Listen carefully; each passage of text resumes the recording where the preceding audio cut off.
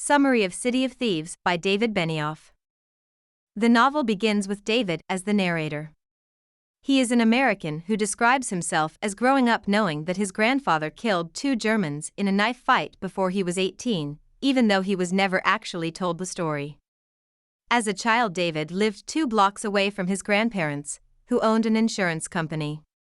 In the late 1990s, an insurance conglomerate offered to purchase the company, and David's grandmother asked them to double their offer. Eventually, the conglomerate agreed and David's grandparents retired to Florida. David lives in Los Angeles writing screenplays, but when he was asked to write an autobiographical essay, he decided he wanted to write instead about Leningrad, where his grandfather grew up. He flies to Florida to speak with his grandfather, and for a week David records his grandfather's stories. The narrator changes to Lev, David's grandfather, and it's New Year's Eve in 1942 in Leningrad, Russia during World War II. Everyone's been hungry since the German siege of the city began in September, although many, including Lev's mother and sister Taisha, have evacuated. Lev, at 17, is a firefighter for the city and sits on the roof of his apartment building with his friends Vera, Grisha, and Oleg. Vera spots a German soldier falling from the sky in a parachute and the 4 run down into the street to investigate. When the German lands in the street, Lev takes the man's knife while Grisha opens the man's hip flask and passes it around, toasting the cold that killed this soldier. Suddenly they hear a car coming and run, because what they're doing is illegal. As they race back to the apartment building, Vera falls. Lev goes back to help her and boosts her over the gate, but the Russian soldiers out on patrol grab Lev before he can climb over himself. The soldiers take him to the Crosses, the prison in Leningrad. After hours in his pitch-dark prison cell, Lev has come to the grim conclusion that he'll never be a great Russian, since he feels half-broken after just his short time in prison.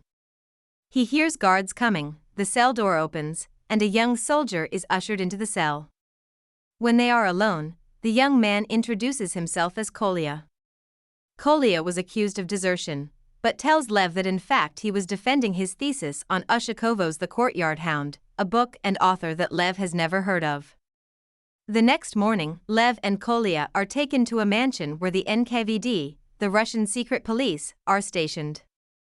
There, Colonel Grechko tasks them with finding a dozen eggs to make a cake for the colonel's daughter's wedding the following Friday. He confiscates Lev and Kolia's ration cards and sends them off with a letter saying they shouldn't be stopped or harassed. Lev and Kolia decide that the Haymarket, which is entirely black market, is the place to start.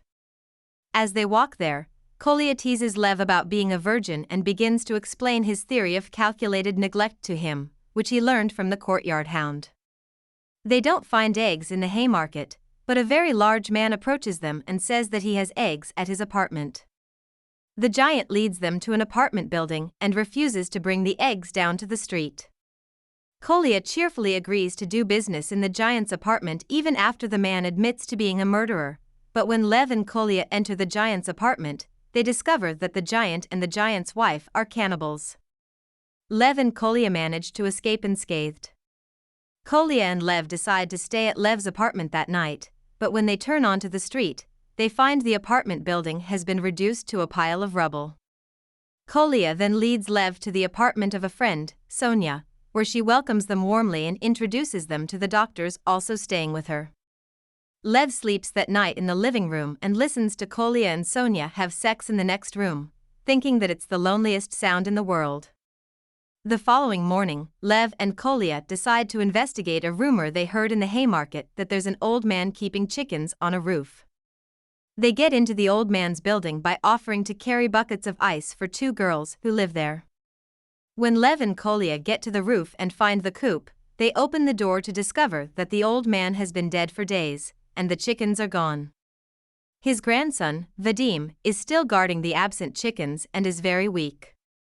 Vadim refuses Lev and Kolia's offers of help and finally offers them the last chicken he'd been keeping warm under his coat. They take the chicken back to Sonia's apartment and debate how long it'll take for her to lay a dozen eggs. During this time, Lev reveals that his father was Abraham Benioff, a famous poet who was arrested by the NKVD and never returned. Timofey, one of the doctors, returns to Sonia's apartment and incredulously explains to the others that the chicken is actually a rooster and will never lay eggs. So, that night, they cobble together a fabulous chicken soup. Kolia wakes Lev the next morning and informs him they're going to walk to MGA, where there's a poultry collective that's surely being kept functional by the Germans. As they walk, Kolia shares more about the courtyard hound and they discuss Lev's father. They hear a howl and follow the sound, eventually coming across a clearing littered with dead dogs. One is still alive. Kolia slits the dog's throat and explains that the dogs were strapped to bombs and intended to blow up German tanks, but were shot by the Germans instead. Lev and Kolia continue their march to MGA, although as night falls, Kolia admits they're going the wrong way. Lev notices a farmhouse with lit windows and decides that he's going to try to stay there for the night. He and Kolia creep up to the house and peer in a window. They see 4 teenage girls dancing inside, and Kolia looks angry. Kolia knocks on the door and has a short standoff with one of the girls, and Lev finally realizes that the girls are being kept by the Germans as sex slaves. Lev and Kolia make peace with them, however, and the girls offer them food and share that the soldiers who visit them are Einsatzgruppen, Nazi death squads. Kolia asks the girls why they don't walk away, and Lara tells them about Zoya, who was a young girl who was captured with this group of girls. She tried to run away one day and to punish her, Abendroth, the Einsatzgruppen officer in charge, made the others watch as he sawed Zoya's feet off. Lev and Kolia decide to try to kill the Nazis when they come later that night. Lev is terrified, and Kolia offers him a pack of playing cards with naked women on them to distract from his fear. The Nazis arrive earlier than expected, but are ambushed by Russian partisan fighters outside. The partisans almost shoot Lev and Kolia as well, but finally agree not to. Lev, meanwhile, is surprised and intrigued to find that their best sniper, Vika, is female. Korsakov, the partisans' leader, gives everyone an hour to warm up and then they all departs the farmhouse. The girls head south and Lev and Kolia follow the partisans to try to hunt Abendroth. As they walk, Kolia tells Lev more about the courtyard hound and Lev asks Kolia if he's riding it. Kolia doesn't deny this theory. They soon come across villages that the Einsatzgruppen are burning, and head for a nearby safe house to sleep. While everyone is sleeping, Kolia explains to Lev that he was actually accused of desertion because he spent New Year's Eve trying to find a woman in Leningrad to have sex with, but grossly miscalculated how much time he had to get back to his squad. The next morning, the partisan on guard duty wakes everyone, yelling that the Germans are coming. They all try to run, but it's too late. Korsakov is killed. Lev tries to hide. Vika, Kolia, and a partisan named Markov find him, but the Germans are still approaching. Vika decides they should try to infiltrate the group of prisoners who are with the Germans, and they successfully do so, but then one of the prisoners starts yelling that Markov is a partisan, and the Germans shoot Markov. When the company reaches a schoolhouse, an Einsatz officer tests the prisoner's literacy.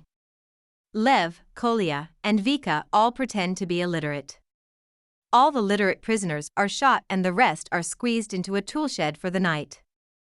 The following morning, when the Nazis move the prisoners out of the shed, they discover that the prisoner who betrayed Markov had been murdered in the night. As they march that day, Kolia suggests that Vika certainly killed the man, and is likely NKVD.